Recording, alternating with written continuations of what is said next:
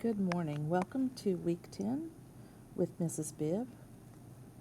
We will be learning how to take a table and write an equation of a quadratic not given the vertex and a point on the parabola or two intercepts. We'll just be given a table of data. I want to make sure to point out that although this says honors, this video is also for Algebra 2. I just put them together, so the videos do go together. I made a mistake on this week's PDF in the fact that I included a student journal page that we had already done. I believe we did it on page 29. So we're actually doing the next part. You already have a title, Writing Equations of Parabolas, but this time we're going to be using a table of values. So you may want to add that in your table of contents. Be sure to fill in your table of contents. Complete your weekly warm-up. Remember that this warm-up is different for regular Algebra 2. This is Algebra 2 Honors warm-up. This particular information that you see on your screen is not written on your student journal page that you need for today. You only need student journal page 43 for today. In your lessons, it says you need 41 and 42, but we've already completed those back on page 29.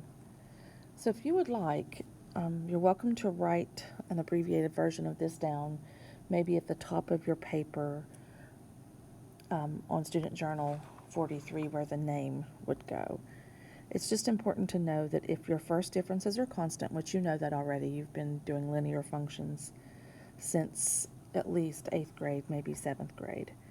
But the one fact you didn't know is that if the second differences are constant, then it's a quadratic. That's very important to remember. So we'll go on to the examples. We have number 9, 10, and 11 to complete, and then I have an extra example that you may want to jot down maybe on the back of Student Journal 43, as we won't be using the back of that, so there's a little bit of space at the bottom. You may want to write that example down. So let's determine if our first differences are constant. First of all, we have to make sure we've got a pattern. We need to check the x's to make sure we do have a pattern there, because that pattern needs to be true when we are determining if we have a quadratic or a linear function. So we need to make sure that this is a constant difference here. I've been interrupted so many times I don't know what I've already said, but I'm checking for a pattern in the x's. That has to be true first. And as you can see, our difference up here, 4 minus 3 is 1, 5 minus 4 is 1, 6 minus 5 is 1. So now I'm going to check for a pattern below. 416 minus 424. What is that? Negative 8? 376 minus 416. Negative 40. 304 minus 376. Negative 72. 200 minus 304. Negative 104. And then 64 minus 200.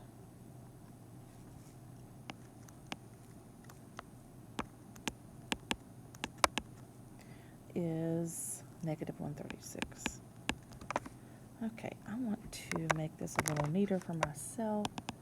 I got negative 8, negative 40, and obviously you can tell that my differences were not constant. My first differences were not constant. So this one is not linear. I do know that.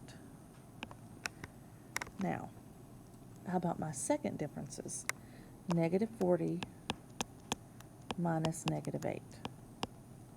That's negative 32. Negative 72 minus negative 40. That's negative 32. Negative 104 minus negative 72 is negative 32. And negative 136 minus negative 104 is negative 32. So I know that this is a quadratic. Now to write the equation, I'm going to do it on the next page. I'm going to need more space than what I have here. To write this equation of a quadratic, what we're going to do is this. We're going to use standard form. Y equals ax squared plus bx plus c. So I want you to think, this is what we're doing. Y will be replaced with these y values. Not all of them. We're going to create a system of 3 equations. So we're going to select 3 of those that I just highlighted in red. For each of those 3 that we select, we're going to use the corresponding x coordinate. I think I'm just going to keep it simple, and I'm going to use 1, 424, 2, 416, and 3, 376. We're going to use those numbers and this equation to write a system of 3 equations. Okay. I'm going to start with the first one. 424, that's my y value, equals, a is going to be the variable I have, x squared. So I'm doing a times 1 squared plus b times 1 plus c. That's what I'm going to put with 424. 1 squared would be 1, so that would be a plus b plus c. For my second equation, I'm going to use 416 for the y value. Then I'm going to do a times 2 squared, because that's this value here, 2, plus b times 2 plus c. 2 squared is 4, so 416 will equal 4a, plus b times 2 is 2b, plus c. For my next one, 376, that's my y value, is going to equal a times 3 squared plus b times 3 plus c. So that's going to be 9a plus 3b plus c. Now I'm going to solve this system of 3 equations. Step 1. I'm going to take the first 2. I believe I'm going to just multiply the top one by negative 1 and the bottom one by positive 1 for my step 1.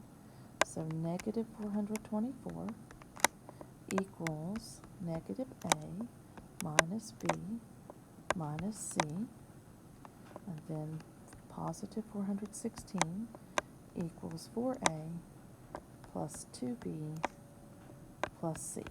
I'm going to add those together. Negative 8 equals 3a plus b. And of course the c's cancel out. Step 2.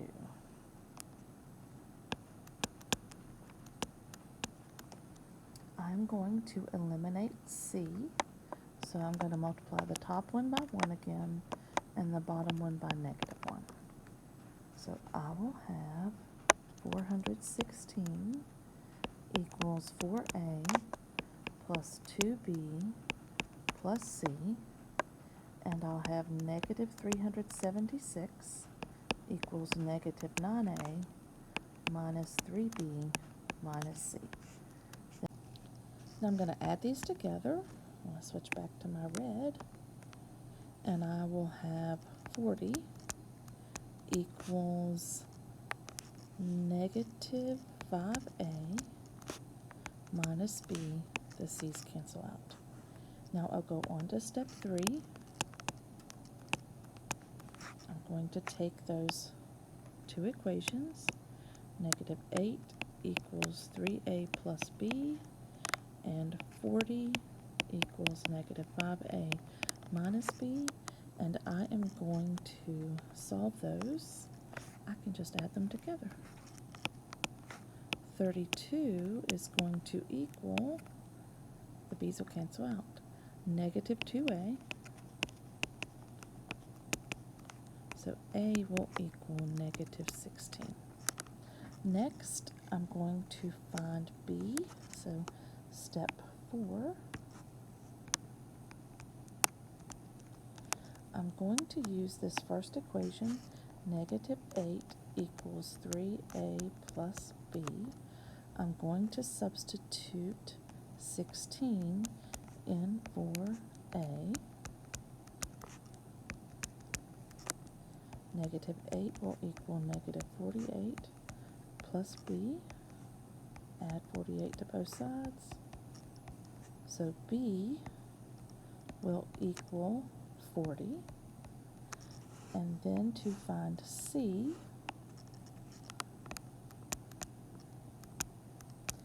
I'm going to use the top equation. 424 equals a plus b plus c. 424 will equal negative 16 plus 40 plus c. 424 will equal 24 plus c. Subtract 24 from both sides. So c will equal 400. To write my final answer, I'm going to put it up here with the fact that it's a quadratic. I'm going to substitute the answers that I had gotten. I'm going to substitute this in for a, this in for b, and this in for c.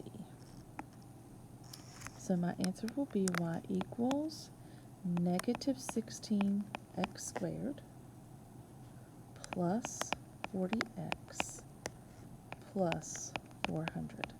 And that's how you write the equation of a quadratic given a table. For question 10, we'll start out the same way. We'll check for that pattern to see if the first differences are constant, that would make it linear. If the second differences are constant, that would make it quadratic. And if they're not constant, then it would be neither. So let's check this pattern for my x's. I want to make sure that I do have a pattern, and I do, a constant difference of 3. So I'm good here with the x's. I just wanted to, if I started, I like to finish it. So yes, I do have that constant difference of 3. How about here? 30 minus 36 is negative 6. 24 minus 30 is negative 6. 18 minus 24, negative 6. So I can tell from these differences that this is a linear function. Now I know that we know the y-intercept, but I want to use point-slope form just because we need to practice using point-slope form. So I'm going to use 0.36 and 330, but I'm going to use point-slope form. I'm going to find the slope first. 30 minus 36, oops, it's a positive, divided by 3 minus 0. Negative 6 divided by 3 is negative 2. Y minus y1 equals m times x minus x1. You would distribute next and add 36. So my equation that would go with this linear function is negative 2x plus 36. My next example is number 11. Do I have a constant difference here? Yes, they are all 1. That's my constant difference of 1. Now let's see what we have here. 15 minus 5 is 10. 45 minus 15 is 30. 135 minus 45 is 90.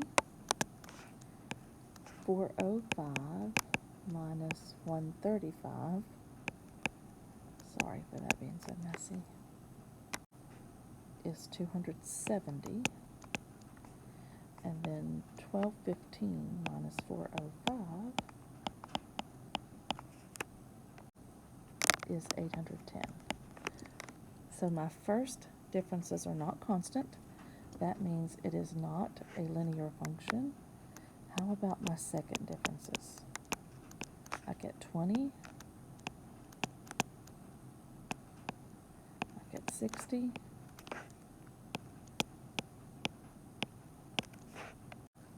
$180,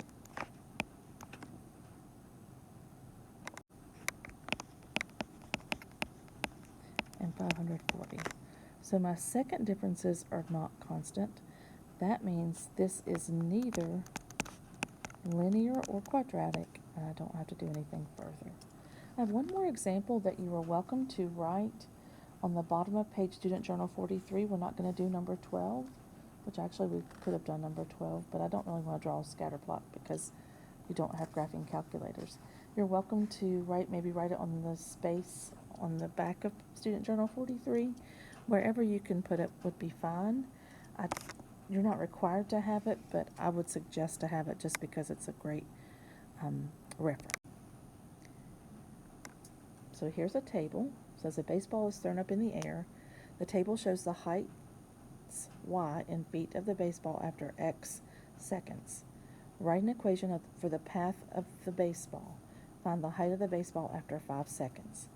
So what we're going to do is what we did on the first problem. We're going to fill in, I'll just explain it one more time. I think you'll get it after we talk about it. We're going to put this y value, and this one. I skipped the third one because I didn't want to put the same y value twice. It probably would work, but I'm not going to.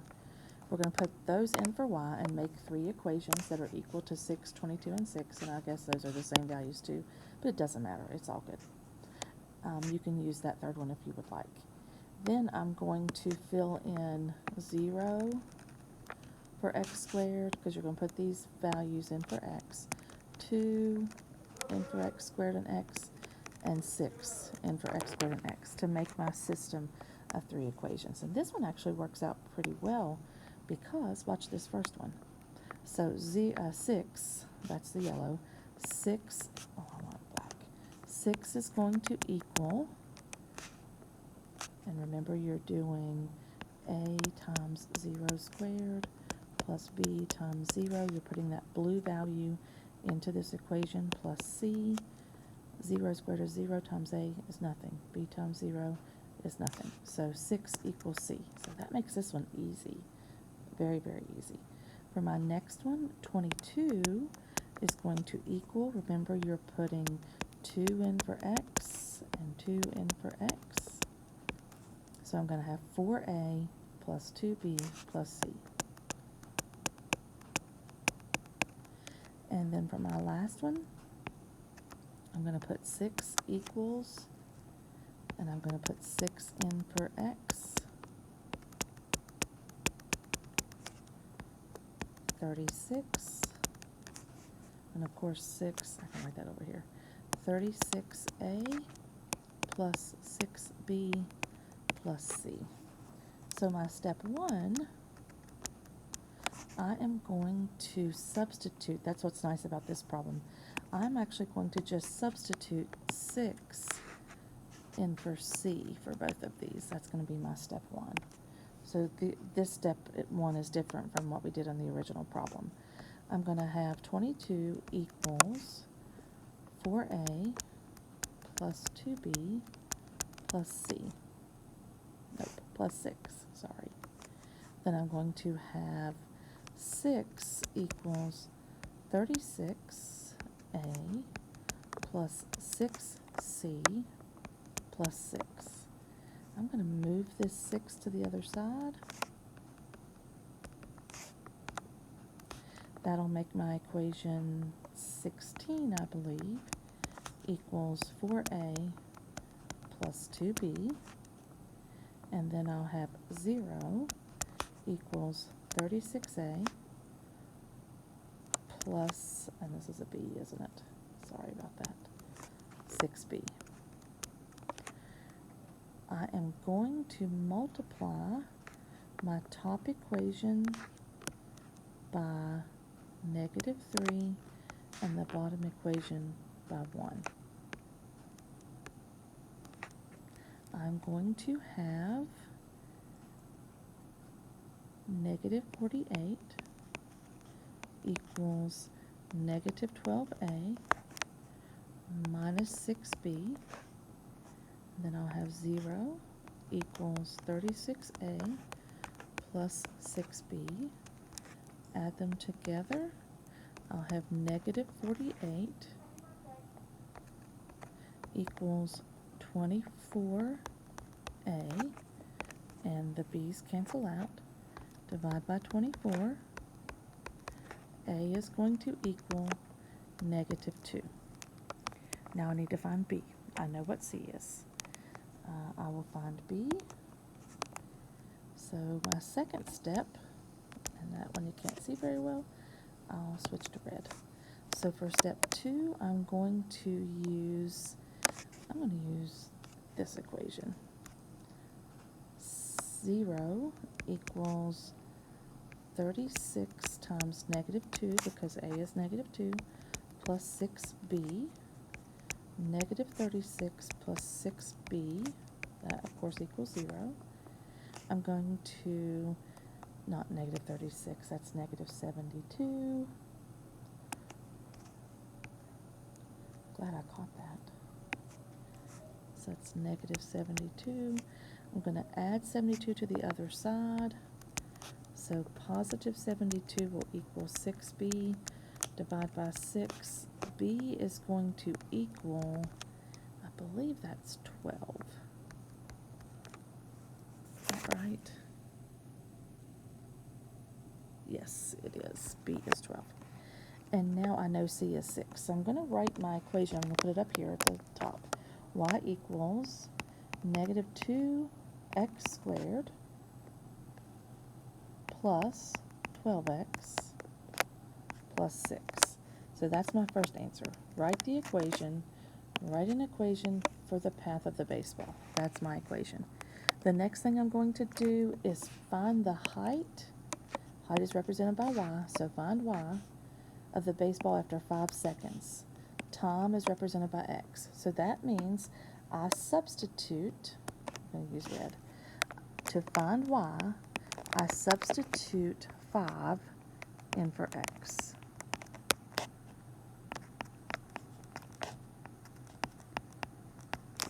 So y is going to equal -2 times 25 plus 60 plus 6.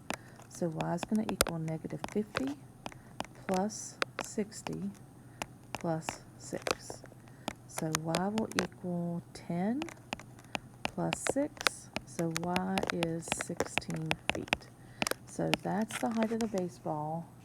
Find the height of the baseball after 5 seconds. And that is 16 feet. So hopefully that will help you with one of your Reimagine Time assignment problems. I hope that this problem helps you understand how to do the process. Make sure that you complete your practice. We will have an assessment at some point, and 2 of your questions are listed on the PDF. Your answers to your practice are there, as well as your answers to your warm-up and then your weekly checklist.